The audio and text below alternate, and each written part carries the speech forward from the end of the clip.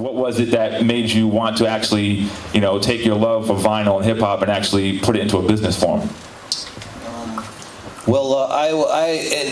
I graduated high school in '88, went to the Army. After the Army, I was right back I was out of high school. I had no idea what I wanted to do. And I wanted to start a business. My income tax check and some credit cards got started Fat Beats. But it was during Rocksteady anniversary, and I think my first inventory for the first week was like $450 that I had to buy inventory, and I sold every last piece. Everyone came down and supported, so that's how the Fat Beats thing started up. But the last thing I wanted to ask Joe is, now that the Fat Beats stores are closed, what is Fat Beats' plan for continuing to push vinyl and just continuing to sell music, to the consumers? Well, we're still putting out a lot of vinyl. Making the noise, bringing the funk back, making the noise, bringing the funk back, making the noise, bringing the funk back, bringing the noise, bringing the funk back, making the noise, bringing the funk back, bringing the noise, bringing the funk back, making the noise, bringing the funk is on. I got it locked, but only you can feel this shit. I got it locked, but only you can feel this shit. I got it locked, but only you can feel this shit. I got it locked, but only you can feel this shit. I got it. But there's a record somewhere in your history that the samples, in the sound, in the vinyl moment that you brought to each person here. One record, two. I mean, I could listen all night long to your list. One or two that just broke it for you. Broke open thoughts, broke open samples, and just this whole journey. What would those records be to bring to our attention? My three: Freedom, Good Times. And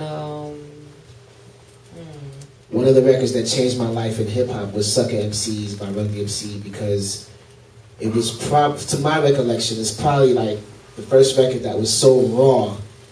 It was drum machine and rhymes, and when Jam Master Jay came in with the rub on DMC's verse, I was blown away, because I don't think I had heard scratching or rubbing or anything like that on a record prior to that.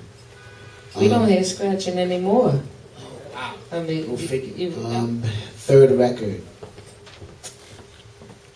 As a producer, I would say the record that changed my life was Pete Rock and CL Smooth's Mecca and the Soul Brother album.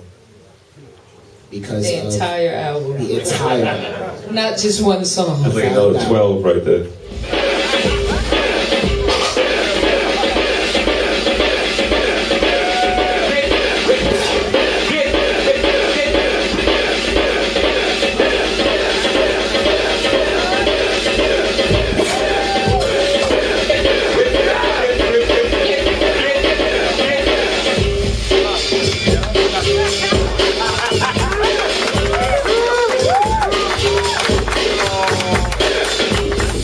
Swift and Mr. Sinister.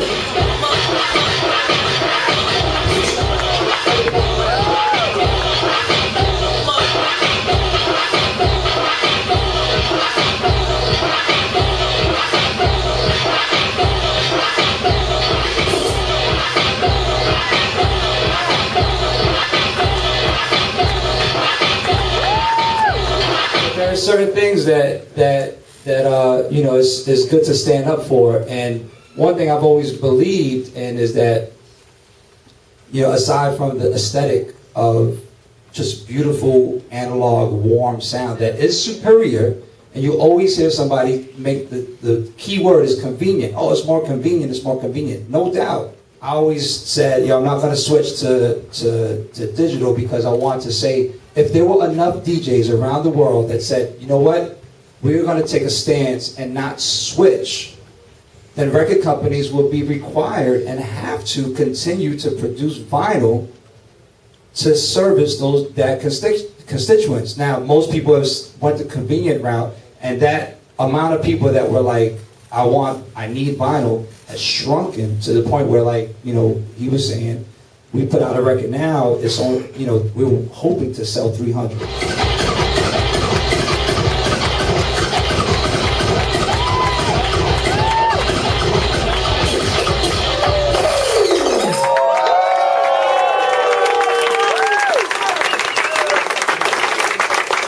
Thank you, New York City.